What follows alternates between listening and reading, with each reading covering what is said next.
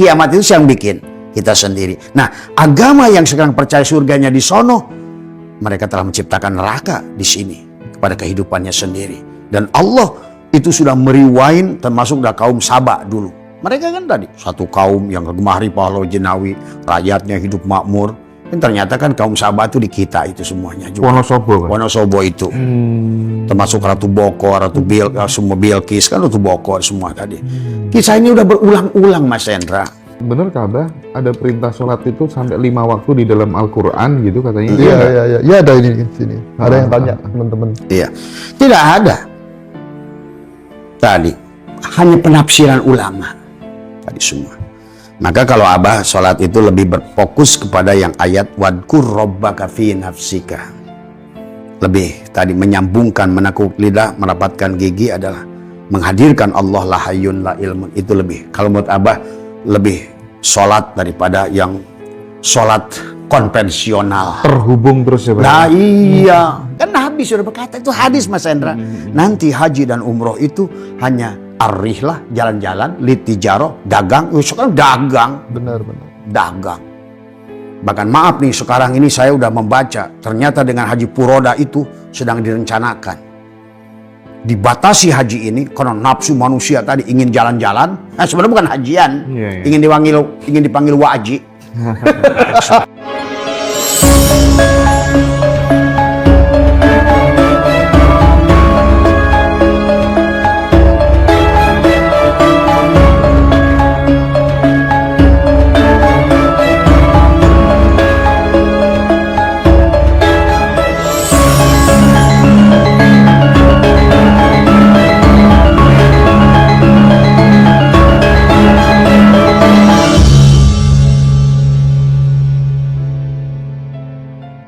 Bah, aku tertarik saat kemudian Abah kan berkeliling ya ke gunung-gunung, ke pantai dan lain sebagainya gitu. Aku pernah dulu melihat, menyaksikan dengan mata kepalaku sendiri seorang mursyid thariqah ngajak murid-muridnya di tepi pantai gitu ya, untuk kemudian dia seolah-olah sebagai panitia alam semesta untuk membedakan yang memang benar-benar ini murni sama gejala waham ya, karena itu murid-muridnya pada kayak kesurupan semuanya dan lain sebagainya gitu. Seolah-olah mereka mengklaim diri bisa mendatangkan bencana kemana-mana, membatalkan bencana di mana-mana gitu ya. Itu bagaimana, Bah? Sebetulnya memang benar. Abah setiap waktu itu negosiasi dengan mereka. Kata Abah, bahkan ada wacana dari mereka, ngobrol lah. Itu mungkin kata Abah juga, omongan Abah itu bagi orang-orang yang nggak paham tuh pasti dianggap wah hayal gitu. Bagi Abah itu ada 27 gunung yang siap sepakat tadinya mau demo meledak bareng. Dan Abah datang satu persatu. Tapi satu gunung yang tidak mau Merapi. Maka Abah pulang dari Merapi itu sakit. Karena mereka tetap ngotot. Maka di sini Abah tadi ngomong di Kalimantan, kata Abah kemungkinan Merapi ini tidak bisa diajak damai. Krakatau, Rinjani, semua. Itulah maka Al-Quran sudah mengatakan, jangan kau anggap gunung itu adalah gunung. Tadi semua. Dan kata Allah, apakah kamu tidak menyaksikan sebetulnya gunung itu tidak diam? Sebenarnya. Bahkan sebenarnya Mas Hendra, kalau BMKG sudah mengatakan musibah di satu titik, tadi semua ternyata yang terjadi di sebelah sono, memang bisa pindah dia. Bisa pindah kalau orang paham. Karena mereka itu hidup sesungguhnya. Tapi mereka bergejolak seperti itu, apakah kemudian merespon perilaku manusia? Iya, karena kita remote kontrolnya. Karena antara alam sogir dan alam kabir, unsur narun hawaun maun turabun, sama di luar pun unsur narun hawaun maun turabun. Maka begitu manusia sampai kepada Bukit Turisin, maka selalu bicara gunung. Kan tadi Nabi Muhammad Jabal Nur, Jabal Sur, Nabi Musa Bukit Turisin. Kemudian Nabi Adam adalah Jabal Rohmah. Jabal itu kan ada gunung syariat, tetapi hakikatnya ada pada diri. Maka gunung itu bicara pada kita sebetulnya. Pernah nggak lihat hadis bahwa kata gunung Uhud bicara pada Rasulullah? Hari ini pun semua gunung itu bicara, kabar saya tuh kok. Tapi saya kemarin tidak bisa menahan, saya drop di Merapi itu. Ada yang saksi, termasuk profesor dari UIN Sunan Kalijaga yang ikut saya waktu itu. Ada lagi Mah Gomleng yang ikut saya, dia pun sampai menangis itu di situ. Dan dia bisa merasakan itu baru energinya. Apalagi Abah yang berhadapan dengan hal itu. Dan pulang dari situ, padahal Abah itu besok itu ada janji mau ketemu Pak Jokowi. Karena sudah diatur oleh Pak Jenderal Nurwidio ke sini. Tapi Abah batalkan dengan penuh karena akhirnya di sini 5 hari saya sakit. Itu Jokowi yang asli ya? Hah? Asli. Bukan, oh sekarang ada yang palsu. Ya, jadi jangan dikira. Maka Abah itu selalu setiap gunung itu 2 kali. 1, minta proposal, kalau mereka sepakat, Abah datang lagi berterima kasih. Maka sebenarnya, nah inilah juga harus dipahami untuk sampai pada kesadaran Isa tadi. Sebetulnya setiap bangun tidur, terima kasih ya Allah pada segala perkara. Pertama, alhamdulillah, terima kasih atas tubuh, terima kasih mata, telinga, terima kasih ginjal, paru-paru, terima kasih ya Allah. Kalau bisa segala apa yang bisa kita sebutkan, terima kasih atas udara, terima kasih atas laut, terima kasih atas pohon, terima kasih atas pohon, terima kasih, alhamdulillah, ya Allah, ya Allah, ya Allah. Kadang-kadang saya setengah jam hanya berterima kasih, menyebutkan segala perkara yang saya bisa lihat dan ingat. Karena itulah sebelum tidur dan bangun tidur sebetulnya. Nah, berarti Bah, kalau misalnya kita selama ini diajari bahwa surga itu nanti, itu sebenarnya cukup berkontribusi untuk kemudian membuat kita itu tidak peduli, tidak aware terhadap keharmonisan dengan alam. Sementara di Jawa, di Sunda diajarkan konsep sedulur papat, kalau di Bali dapat dan lain sebagainya gitu. Bagi agama warisan ini apa dari Timur Tengah misalnya, agama impor, ya, itu justru berkontribusi dong terhadap kerusakan. Nah iya, karena surganya nanti. Nah, itulah sesungguhnya kita ini. Nah inilah balance-nya alam sogir dan alam kabir. Sebetulnya kita dan alam ini adalah kita remote control. Maka kata Abah, manusia yang meninggalkan sholat hakikat, gunung berapi aktif. Manusia yang meninggalkan saum hakikat, maka angin aktif. Manusia yang meninggalkan adalah zakat hakikat, maka air aktif. Manusia yang meninggalkan haji hakikat, tanah aktif. Karena kita remote control. Maka lihat, maka kenapa Merapi itu tidak mau Abah damaikan? Karena di situ kesyirikannya sudah luar biasa tadi semua, ya. Jadi sebenarnya betul kata dulu kan, kalau banyak Umar bin Khattab pada saat ada musibah, hei kalian, dosa apa yang telah kalian lakukan sehingga air melaknatmu? Ada kaitannya Mas Hendra. Maka tadi kiamat itu yang bikin kita sendiri. Nah, agama yang sekarang percaya surganya di sono, mereka telah menciptakan neraka di sini kepada kehidupannya sendiri. Dan Allah itu sudah meriwain, termasuk dari kaum Sabak dulu. Mereka kan tadi satu kaum yang gemari pahlawan jenawi, rakyatnya hidup makmur. Dan ternyata kan kaum Sabak itu di kita itu semuanya juga. Wonosobo itu.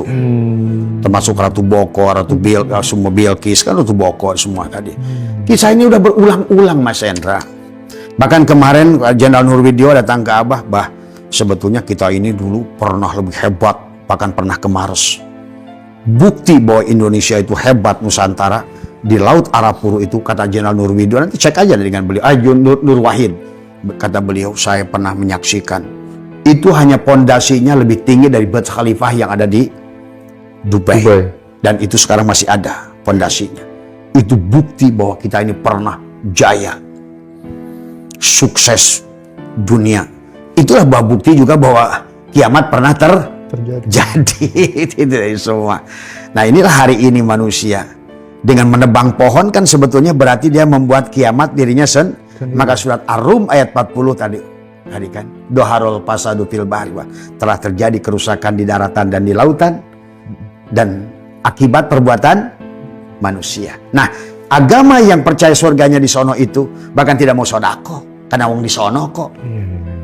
Makanya sebetulnya menurut saya agama ini aneh. Ngomongin, saya pernah datang waktu saya pertama lahir, kata saya surga itu di sini. Ada seorang kiai datang ke saya, Bah, surga itu di sono. Pertama saya tanya, kamu keyakinan surga di sono? Saya tanya, berapa sodako yang sudah kau buat? Kalau kau yakin di sana itu ada. Berapa uang yang kau dari income-mu yang kau sodakohkan? Berapa rumah yang sudah kau bedah kalau yakin di sono? Nggak ada. Berarti kau itu sebetulnya nggak yakin di sono itu ada. Kalau kau yakin di sana itu kau ada, kau dari sini akan terus disembrangin ke sono kok. Buktinya kok nggak ada kok. Iya, iya. Keyakinan lu nggak ada kok.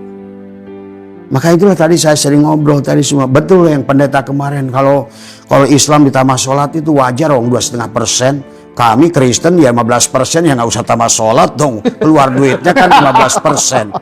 Itu logik. Karena memang di dalam Al-Quran sendiri Mas Hendra, ukuran manusia itu adalah berbagi. Bukan sholat, bukan puasa, bukan haji. Lihat semua ayat. Tentang takwa, sodakoh. Tentang iman, sodakoh. Hijrah, sodakoh. Iman yang sempurna, sodakoh. Khusyuk, sodakoh. Artinya, sebetulnya tujuan kita beragama itu tadi, balik lagi ke Isa. Rasa kasih, ruhama ubainahum, saling berbagi, saling menyayangi, tanpa usah memandang siapapun kamu. Jangan lagi melihat kulit. Apakah ini anjing, ini babi, ini domba, ini apa, ini Kristen, ini Hindu. Lihat hidupnya. Maka Abah ajarkan tadi dua kan, segala apa yang dari makhluk pandang syariat dan hakikat.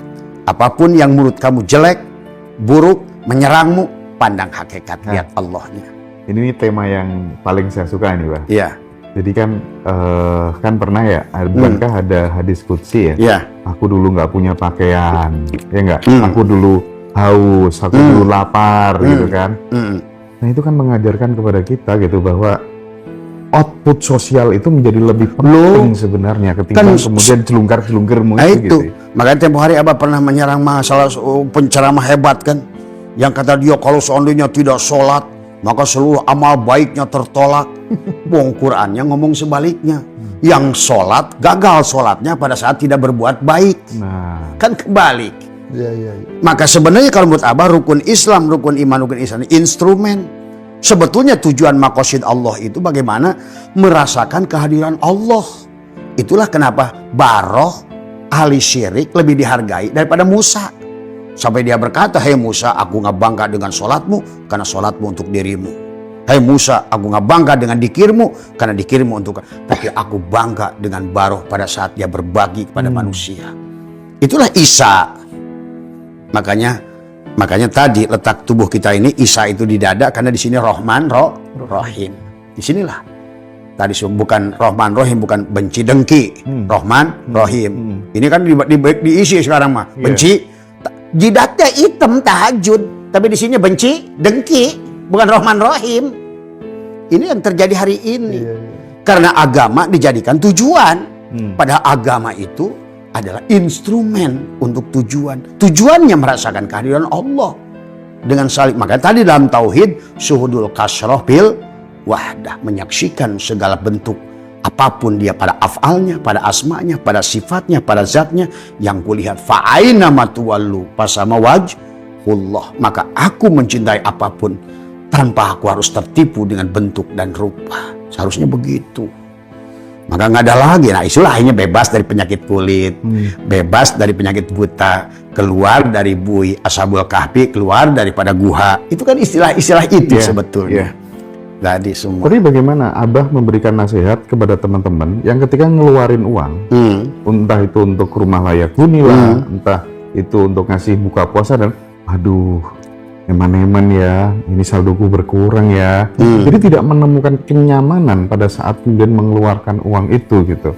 Sementara riset di barat banyak sekarang profesor menemukan bahwa semakin orang banyak mengeluarkan uang untuk berbagi, semakin mudah kita kaya, menerima. semakin kaya. Oh iya. Tadi saya ngobrol dengan Pak Abu.